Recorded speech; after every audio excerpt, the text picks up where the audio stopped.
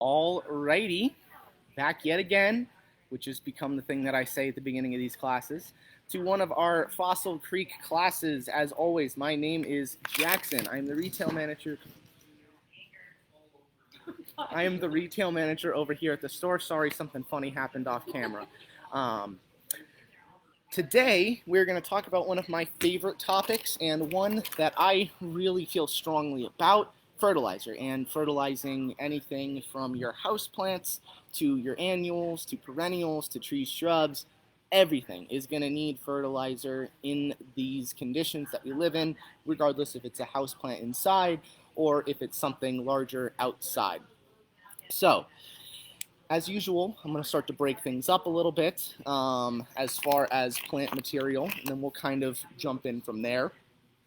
Because they are coming back with such a big presence, a lot of your house plants are going to be the first thing I want to talk about fertilizing.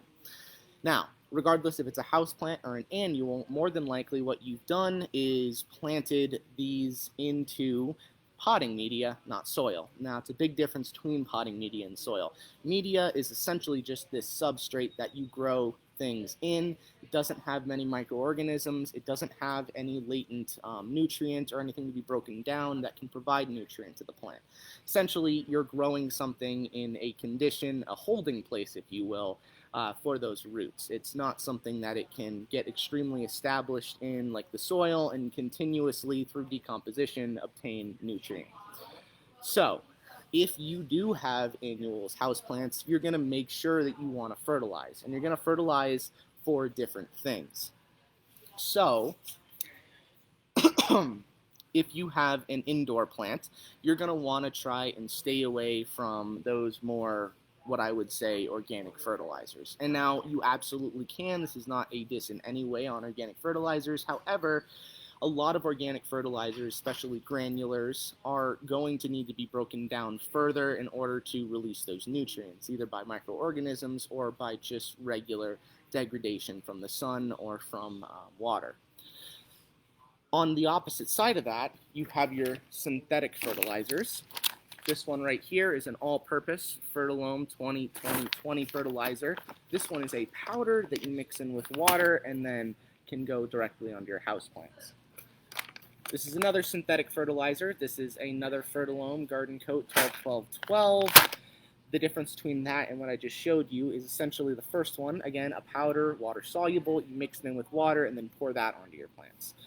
Something that's granular and synthetic like this, you can just read the instructions and apply that directly to the top of the soil, and watering will incorporate that in. Now, it's important that you don't go extremely organic on these things because that can attract fungus gnats and fruit flies. If you use something like a fish emulsion, it can also make your place very, very stinky. And it will not hold and keep as much nutrient as something synthetic that has been made to directly and in great quantities apply nutrient to the plant.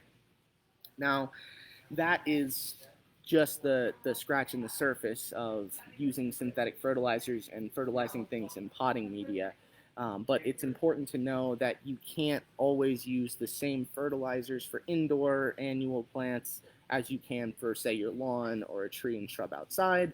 And that's because a lot of those fertilizers, synthetic or organic, have been produced to have certain characteristics to them. Some fertilizers can have, much like the garden coat I was just showing you, little capsules, either a kind of biodegradable type of plastic, not a true plastic, or have a waxy coating, or just are structured and built in a way that they are slowly releasing nutrient over time, a little bit quicker at first, and then kind of slopes down gradually and will slowly start to release fertilizer over the next couple months.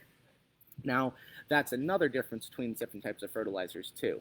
But before I start to transition into perennials or trees or shrubs, I think it would probably be best to go over different types of fertilizers. So we already talked about our granular. I mentioned that a couple times. And now you can hear the little beads inside there. Those, again, are just to be applied directly onto the surface of the soil. Meanwhile, water-soluble powders like this, you may be able to hear the powder in there. need to be mixed in with water at a very certain concentration, at a very certain salt level, and then watered into the plant. They are not going to just be placed on top. Then there's a lot of latent salts that could burn the new roots of your plant.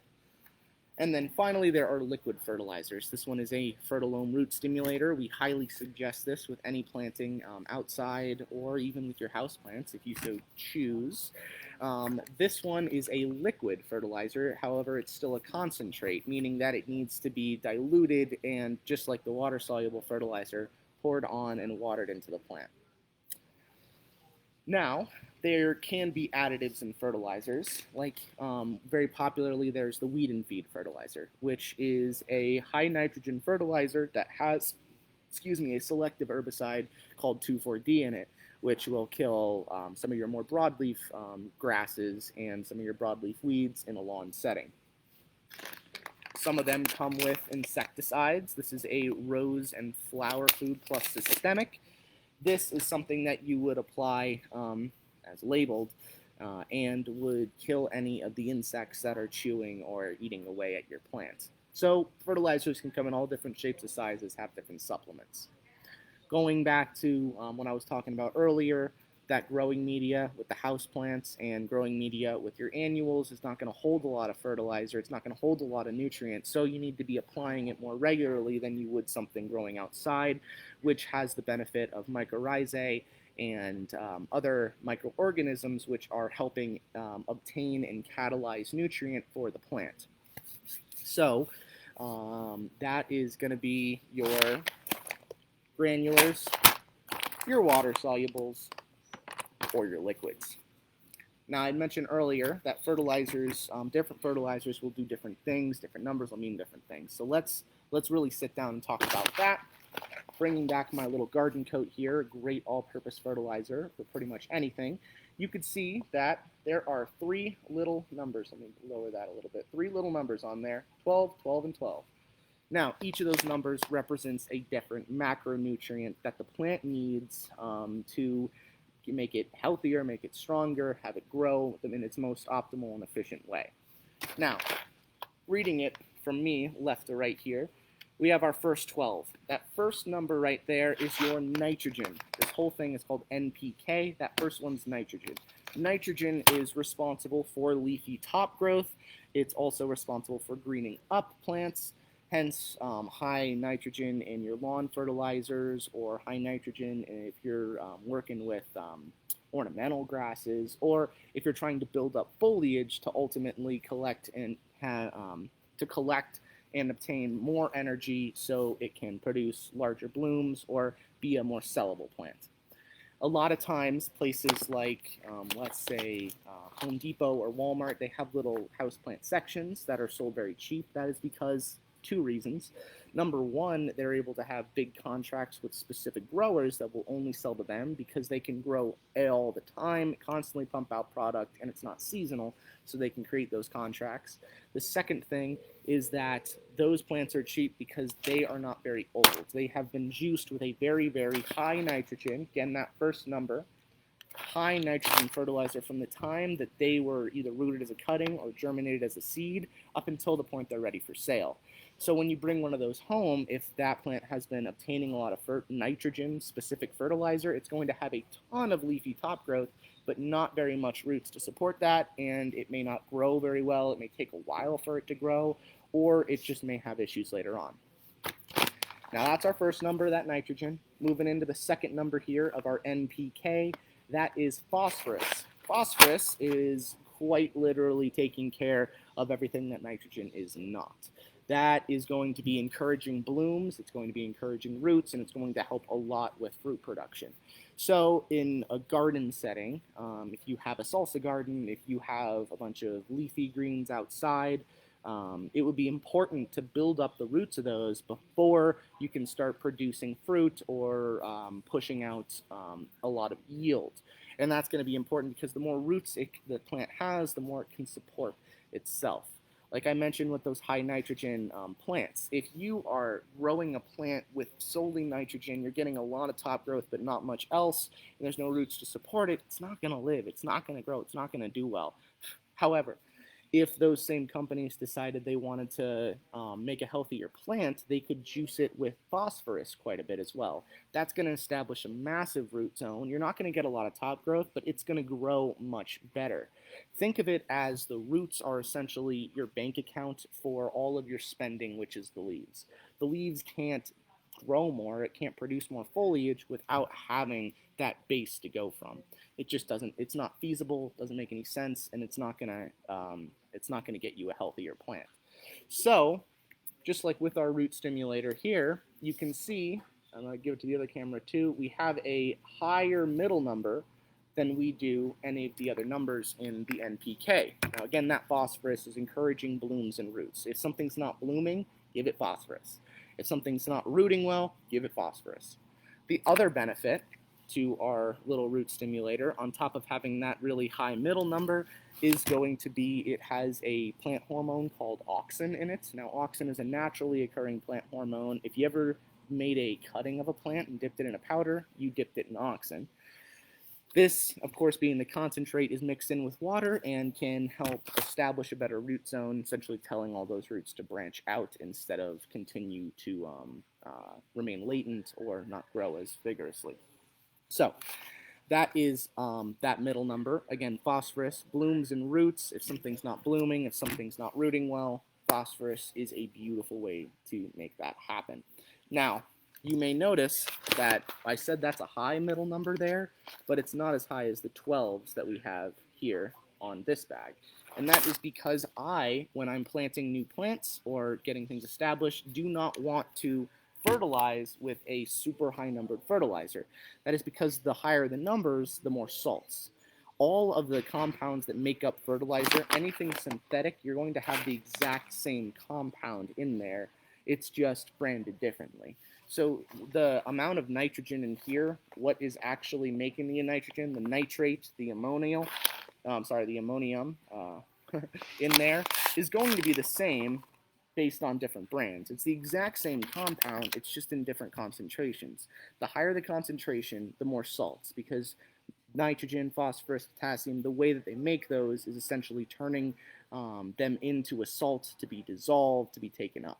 So if you just planted something, whether it be a tree, shrub, annual, houseplant, anything, do not fertilize extremely heavily with synthetic fertilizers because they can have a lot of salts and burn new roots.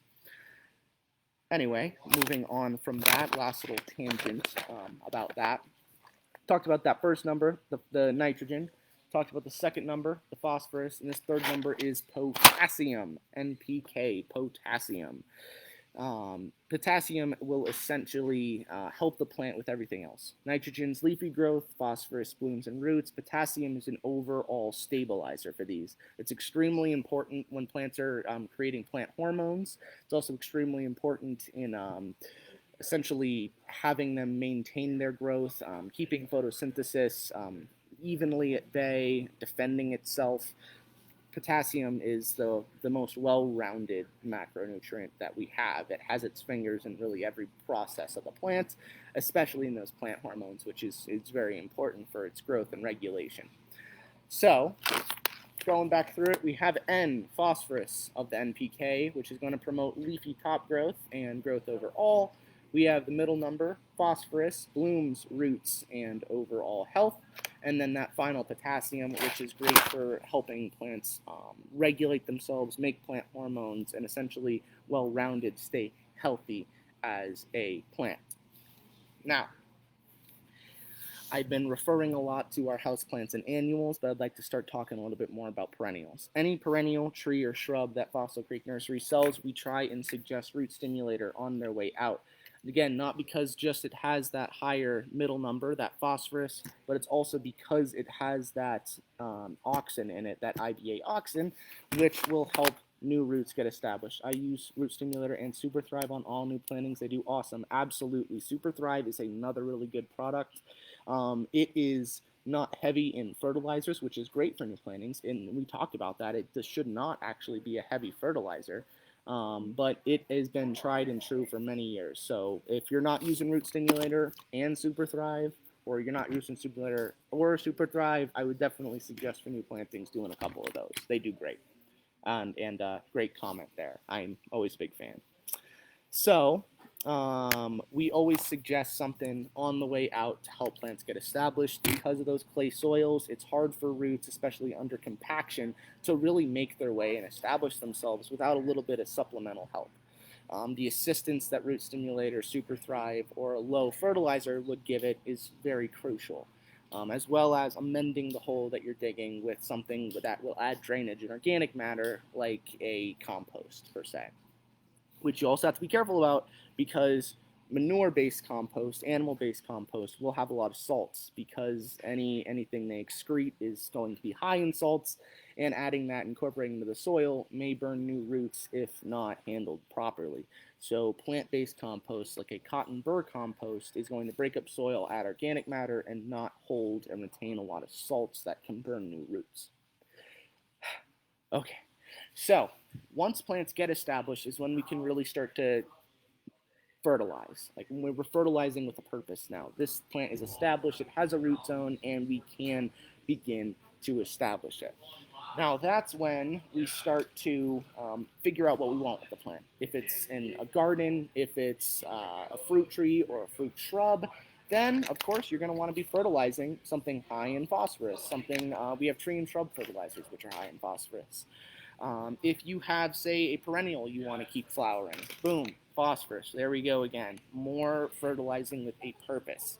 If your plant has been really small, it hasn't flowered, there's not a whole lot it's doing, that's when I start to suggest more of your all-purpose fertilizers. Now, this is something that you can use overall for any kind of planting, and it will give it all the nutrients, the macronutrients that it needs at one time. This is also a really good mix, anything well-rounded, meaning having the same account and percentage. Actually, that's what this number is. This number is a percentage of that element in this bag. So there's 12% nitrogen in here, 12% phosphorus, and 12%. I don't know. A lot of people don't know that, but it's true. That's what that means. So the higher the number, the more percentage, the more salts. Again, you don't want to burn new roots, so just keep that in mind. But using well-rounded fertilizers like that are good if you don't know what to fertilize with, or you just want something to overall start to look better, because it's not singling out any specific part. Again, using something like a root stimulator, which has that oxygen, which has that phosphorus, is going to quickly get things established, but it won't push out a lot of top growth right away. It's building up that root zone. After you build up a root zone, that's when we can start to fertilize with higher nitrogen fertilizers. Great examples, your lawn. When you're seeding your lawn, you just want it to germinate, you're getting it growing a little bit, but you're not fertilizing until it's established. And when you do fertilize, more than likely you're using something with a very high nitrogen count. Except for midsummer, you want to switch to phosphorus because it's hot. You don't want to push out new growth, which can increase transpiration and dry them out faster. But for the most part, if you're using a lawn fertilizer, it's going to be high in nitrogen. Now, I want to talk a little bit about trees, shrubs, and perennial fertilization before I kind of close out here, because I would treat all those fairly similarly. Woody plants, slightly different, but I would treat those very similarly with fertilizers, and that is going to include a higher nitrogen count, a slightly lower, a lower nitrogen count, a higher phosphorus count, and then a overall evenly counted potassium. Now, that's because if I'm feeding my tree or shrub a high nitrogen fertilizer, it's not building those roots, it's shooting up that top growth, and a lot of times that's not what people are looking for. If that's what you're looking for, then go ahead and do it. I would still suggest pruning it to encourage density. But the best tree and shrub fertilizers, as well as perennial fertilizers, have higher phosphorus counts than they will nitrogen or potassium, and that's because we just want those to get established. Especially in the Front Range, it's very hard. Thank you. Got it. Nice. Especially in the Front Range, it's very hard to get things established. It takes some time. So using a higher phosphorus fertilizer, which not only has that macronutrient, but I'm so sorry, it also has micronutrients like iron and sulfur and manganese. Iron, sulfur, and manganese are three really, really acidic-loving compounds. If you ever planted an autumn blaze maple, first, good luck. Second, you may or may not see after a couple years the leaves will start to yellow. If the color yellow, I should have brought that up, on a leaf, let's take these for example. Now this is a succulent, it's not going to be able to see it, but if I had perhaps a chelated iron,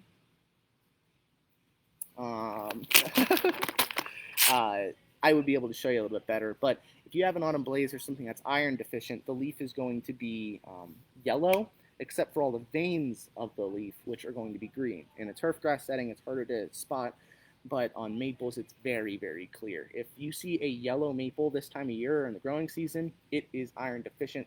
Perfect. Liz, the mastermind behind all of this, just helped me out. You may be able to see it a little bit there. I'll show you in just a second, but you could kind of see that yellow leaf with all of the little green veins in there. There we go. That's iron deficiency. So you need something like iron, which is not a fertilizer. It is a micronutrient. This is not obtaining any nutrient for the plant, but iron is essential in building chlorophyll. So it's is not going to fertilize, but it's going to green up for different reasons. Again, the production of chlorophyll is not obtaining directly, not obtaining any nutrient. It's just allowing it to set up a system where it can make its own food. So if you're missing micronutrients, you have an iron deficiency, something like this is very important. That is why, tangenting, again, doing a tangent from my initial talking about tree and shrub fertilizers will have iron in them. Hopefully chelated iron. It'll also have sulfur, which is an acidifying element. Sulfur will help to acidify soils or areas, medias, even if there's a very high pH or alkaline soil like we have here in the Front Range. And it will also have manganese, which is it's a very important micronutrient, but it's not needed in very high doses. But it's also acidifying and can drastically help the uptake of iron in a plant. So that is probably the biggest deficiency that we see out here, is a little bit of nitrogen if you're not fertilizing correctly, and you're getting some general yellowing, but especially the iron deficiencies, which you don't need to fertilize for. You need to add iron, or you need to acidify the soil in a way that the iron that's already latent in there can be bioavailable and taken up by the plant. Now, I went over kind of what the numbers meant, the percentages, what each element does. We talked a little bit about media versus soil, different fertilizations for different houseplants. Time of year is also important. If you're fertilizing outside plants, your turf, your trees, your shrubs, your perennials, your garden and your annuals, you're going to be fertilizing frequently because you're constantly producing, taking yields, and trying to get them as big as possible so they can produce as much fruit. Things like your perennials, your trees and shrubs, you're just giving them a healthy dose of fertilizer, because if you fertilize quite a bit, it will grow quite a bit, but it will do that on its own. Essentially, you're just giving it a little push to make the most out of the growth it's going to put out that year. Fruit trees can be fertilized a bit more as well, but that's another whole thing with fruit production that you want to be very specific about your timing. But generally in the spring is when you're going to want to do most of your fertilizing. That's when everything's waking up. That's when all your roots are going to start growing again. And that is when at least everything you're not fertilizing constantly, like houseplants, annuals, vegetables, that's when you're going to be fertilizing those trees, shrubs, perennials, is in the spring. You can a little bit in the summer, but again, with the heat, you don't want to be pushing out too much growth because it can transpire more and desiccate easier. And then in the fall. Fall is a great time to fertilize. If you have oak trees, fertilize in the fall, because those will store a lot of its energy for next year in the fall, as well as a lot of other plants that choose to go into dormancy, or forced into dormancy, if you will. Anything that's going dormant has to store up energy for its next year, either from its roots or in its stems and buds if it's a tree or shrub. So fertilizing in the spring to push that growth out, and then fertilizing again in the fall to retain and build up storage of energy is going to be important. That's when you really want to start fertilizing. Again, the only exceptions are vegetables, houseplants, and annuals, which react less with seasons and more with specific periods of time. So you're trying to get the most out of these plants in a specific period of time, meaning that you can fertilize more regularly. Also, most of these are herbaceous, meaning that they don't have any woody tissue and can grow a lot faster and quicker, especially when given supplemental fertilization. So there's time of year, went over specific plants, talked about supplemental things in fertilizers like a root growing hormone called auxin, or an insecticide like this, or a weed and feed that would also have an herbicide in there as well. They can be joined together. Sometimes I'm not a huge fan of granular herbicides just because they can become volatile if that capsule is broken. Plus, it's not something I suggest laying out in my lawn, especially if there's pets or children around. There are great organic fertilizers. We are proud carriers of Alpha 1 fertilizer, which has some terrific ones. They have a lawn fertilizer that has iron in it. We were talking about iron, that deficiency. Because of our clay soils binds it up so much, it's nice to add some in to keep our grass and plants green and healthy. And then went a little bit just kind of through specific fertilizations. I'm using a high middle number phosphorus for blooming and rooting. I'm using my high nitrogens for top growth, and I'm just making sure I have some potassium to keep everything all around and happy. But I'm pretty sure that I kind of went through what I wanted to talk about today, guys. If you guys have any, oh, here we go. There's quite a few questions that I missed down here. Which fertilizer NPK numbers would you recommend help grass growing? Nitrogen is very important. Phosphorus mid-season is going to be important because you don't want to be pushing on as much top growth. And then potassium, you could just have a little bit of that overall. But you're greening up your grass and you're pushing on new growth with nitrogen in your fertilizers. How would you fertilize newly planted rhizomes like irises? Would you fertilize plants now that are heading into fall? I would absolutely fertilize plants heading into fall so they can build up storage, especially if they're a perennial, a tree or a shrub. They can build up storage and come out of dormancy much healthier and much easier. And if I were to plant a rhizome, I would use something like a bulb food, which is going to be higher in phosphorus, but it's not going to have high amounts of really anything because you don't want to incorporate too many salts into something that's dormant, like a bulb, which can be very finicky if it's in a tough situation. But for the most part, irises, you can pretty much stomp those into the ground and be just fine. But say you're going to go purchase some fall bulbs coming up, which we're absolutely going to have in, I would plant those with just a bit of a Dutch bulb food, something that's high in a little bit of phosphorus, is less synthetic, and may have a bit of calcium as well. Can these be used on a new mulberry bush? Will it affect the fruit? They absolutely can be used on a new mulberry bush. Thank you very much. And if you want to affect the fruit, that is when something like this would come into play. If you have a herbicide or insecticide in your fertilizers, that may affect the fruit, but overall, fertilizers, synthetic or organic, are not going to affect your fruit very much, and that is because even organic fertilizers, once they're broken down, are going to essentially all go back and revert to those singular elements or compounds the plant can actually use. So if I'm using an organic, say, Alpha 1 fertilizer, I'm going to need to use more of it to have the same effect because it needs to get broken down. But even if I use a synthetic as well, both of those compounds are going to break down into the same elements and be taken up the same way. No problem at all. Are there any more questions, guys, that I can answer for you before I skedaddle out of here?